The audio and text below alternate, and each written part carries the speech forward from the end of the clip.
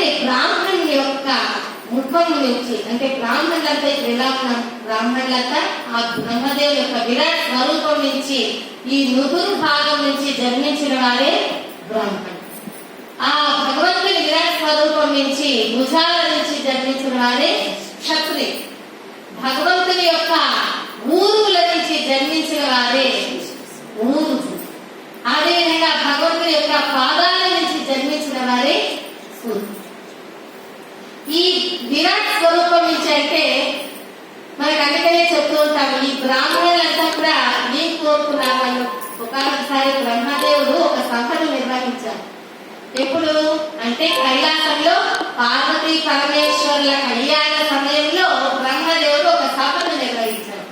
ఆ సభకు అందరినీ కూడా ఆహ్వానించారు. అందరూ వెళ్ళినప్పుడు ఆ సభలో ఈ బ్రాహ్మణులందరినీ కూడా బ్రహ్మదేవుడు ఉద్దేశించి అడగా, ఆ బ్రాహ్మణులందరికీ కూడా ఒక మహర్షి, విశిష్టమైనటువంటి మహర్షి వారు లేచి ఆయన మాకందరికీ కూడా శుచి, శుభ్రత, హోమము, పూజ, తపస్సు, యోగము, యాగము ఇవన్నీ కూడా మాకు మాత్రమే బాగా అనువర్తించేలాగా, మేము మాత్రమే బాగా ఇవి ఆచరించేలాగా, మిగతా వాళ్ళు అంతగా ఆచరించలేనట్లుగా ఈ మడి, శుభ్రత, శుచి ఇవన్నీ కూడా మాకు మాత్రమే అనుగ్రహించండి అని కోరుకున్నారు బ్రహ్మదేవుడు. అప్పుడు ఆయన అలాగే చెప్పారు, మా బ్రాహ్మణులకి ఎన్ని గోత్రములు ఉన్నాయి అనగా ఆయన 100 గోత్రములు అలాగే ఆ గణములు ఉండేది కూడా ఆయన బోధించారు. అలాగే తర్వాత ఈ క్షత్రియులు ఉద్దేశించగా బ్రహ్మదేవుడు ఆ క్షత్రియులలో ఉన్నటువంటి ఆ మహర్షి లేచి వాళ్ళందరికీ కూడా ఒక విశిష్టమైన మహర్షి లేచి, ఓ బ్రహ్మదేవ, మా క్షత్రియులందరికీ కూడా పాలక వర్గాన్ని మాకు అనుసరించింది. అందరినీ కూడా మేము వారికి ఏ పరాక్రమవంతంగా ఉండేటట్లు, వాళ్ళకి ఏ కష్టం రాకుండా మేము చూసుకునేలాగా ఉంటాం. ఇది మాకు తప్ప అన్యులకు అసాధ్యమయ్యేలాగా చూడండి అంటూ మేము 7 గోత్రాలుగా ఉన్నాము, 7 గణములుగా ఉన్నాము అని చెప్పి కూర్చున్నాం. ఆ తర్వాత ఈ ఆర్య వైశ్యుల్లో వారికి ఊర్వాహుడు అనేటువంటి ఆయన విశిష్ట స్థానంలో మహర్షి బయటేసి, ఓ బ్రహ్మదేవ, మేము దానము, ధర్మము, యజ్ఞము, యాగము ఇవన్నీ చేసేలాగా కృషి, గోరక్షణ, వాణిజ్యాలను మాకు అనుసరించాలి కనుక అవన్నీ మేము పాటిస్తున్నాము. మాకు తప్ప ఇతరులకు సాధ్యం కాకుండా ఉండేలా చూడండి అంటూ వారు మేము 714 గోత్రాలుగా ఉన్నాము, 714 గణములుగా ఉన్నాము అని కూర్చున్నాం. ఆ తర్వాత శూద్రుల్లో ఉన్నటువంటి విశిష్టమైన వ్యక్తి లేచి, ఓ బ్రహ్మదేవ, ఈ ప్రజలందరికీ కూడా సేవ చేసే భాగ్యము మాకు కల్పించండి. ఇది మాకు తప్ప మిగతా వారికి సాధ్యం లేకుండా ఉండేలా చూడండి అంటూ వాళ్ళు సేవా కార్యక్రమాలు తీసుకున్నారు. ఆ శూద్రుడు వారితో వచ్చేసి 5 గోత్రములు 5 గణములతో ఉన్నాము మేము అని వాళ్ళు. ఇంతమందిలోకి గోత్రములు ఎవరికి ఎక్కువ ఉన్నాయి అంటే ఆర్య వైశ్యులు 714 గోత్రాలుగా ఉన్నాయి. ఈ 714 గోత్రాల వారుగా ఉన్నారు కనుకనే ఇంతమంది ఉన్నారు మీరు అంటూ ఆ బ్రహ్మదేవుడు మీరు ఎప్పటికీ కూడా శ్రేష్టమైన కార్యాలు చేస్తూ ఉన్నారు.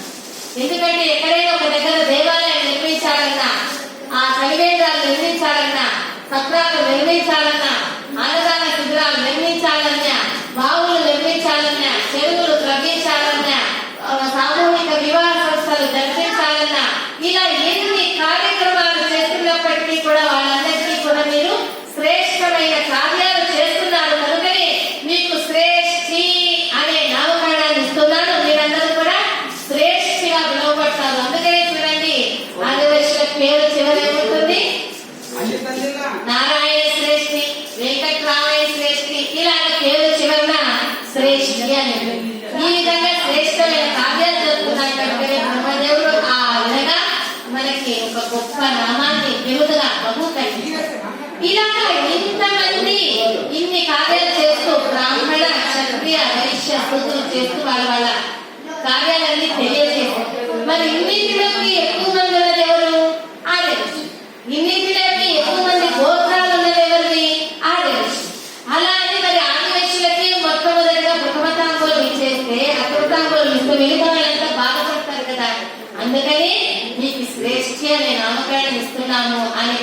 మనకి ఆశీర్వదించారు. అందుకనే చూడండి, ఈ రోజులో బ్రాహ్మణులు ఆ రోజున కోరుకున్నారు కనుకని వాళ్ళు ఎక్కువగా ఈ గ్రంథాలయంలోకి దేవాలయాలకు కూడా వారికే అర్హత ఉంటుంది. వేదాధ్యయనం చేస్తూ వేదాలను పఠిస్తూ వేదాలను వర్ణిస్తూ యజ్ఞ యాగాలు, హోమాదులు, పూజలు, అనేకమైన ఆధ్యాత్మిక కార్యక్రమాలన్నింటినీ కూడా వాళ్ళు చేస్తూ మడిగా శుభ్రతతో వాళ్ళు శుచిగా చేస్తూ ఉన్నారు. ఈనాటి కూడా బ్రాహ్మణులు. అందుకే ఈనాటి క్షత్రియులంతా కూడా ఏం చేస్తున్నారు, వాళ్ళు ఏదైనా పాలక వర్గాన్ని చూస్తున్నారు. ఆర్మీలో వెళ్ళాలి, ఒక దేశంతో ఇంకో దేశం యుద్ధం చేయాలి అంటే ఎక్కువ క్షత్రియులే ఉంటారు. ఇలాగా వాళ్ళు పాలక వర్గం, ఒక లీడర్షిప్ క్వాలిటీస్ వాళ్ళు తీసుకొని వాళ్ళందరినీ చూసుకోవాలి. అందుకని ఈ రోజుకి ఆర్గనైజేషన్లంతా ఏం చేస్తున్నారు, కృషి, గోరక్షణ, వాణిజ్యం. కృషి అంటే వ్యవసాయం, గోరక్షణ అంటే గోవులను రక్షించడం, పెంచడం, పోషించడం, వాణిజ్యం అంటే వ్యాపారం.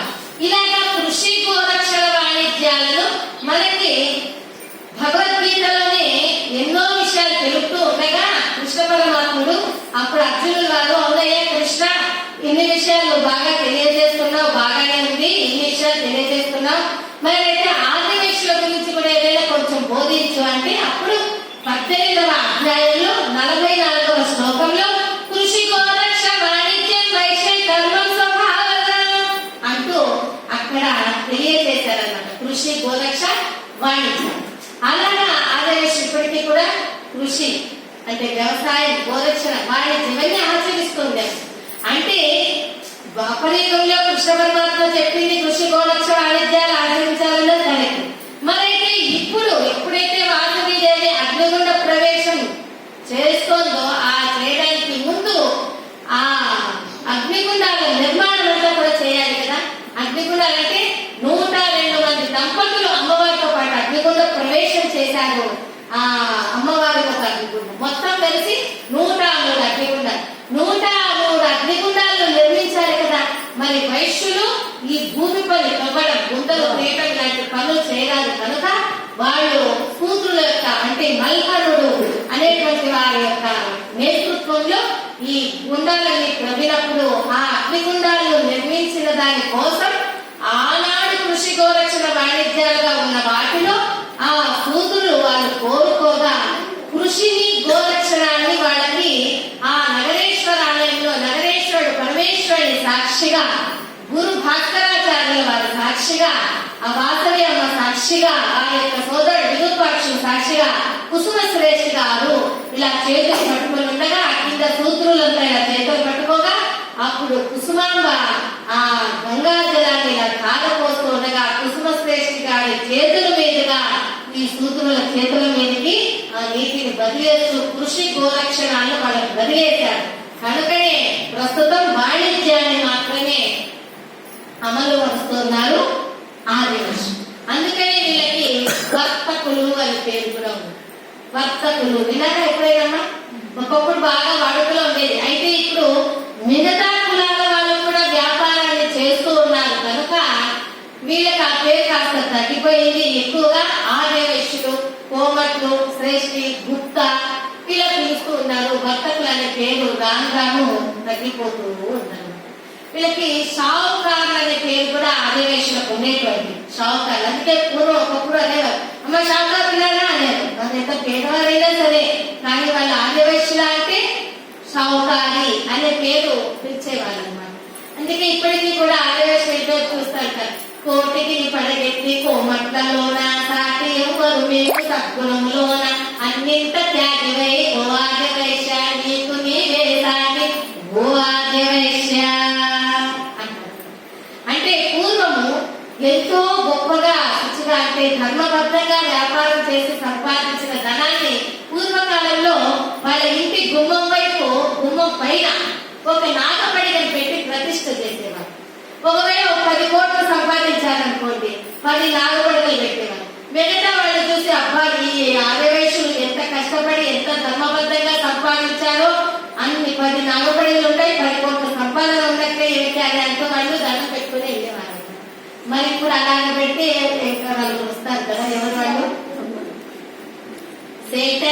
ఇన్కమ్ ట్యాక్స్ ఆఫీసర్లు ఇక అన్నగారి లాంటి వాళ్ళందరూ కూడా వచ్చేస్తారు దశలైట్లు అన్నమాట. అందుకే ఇప్పుడు ఎవరు కూడా అప్పుడైతే గర్భబద్ధంగా ఉండేది కాలం, అలాగే చేసేవారు. అలాగా వీళ్ళకి మనకి భక్తకులు అనే పేరుంది. అంతేకాకుండా ఆర్యవైశ్యులు అనే పేరు కూడా మనకు ప్రసాదించారు ఆ పార్వతీ పరమేశ్వరుడు. ఎప్పుడైతే కైలాసం నుంచి భూలోకానికి రావాలి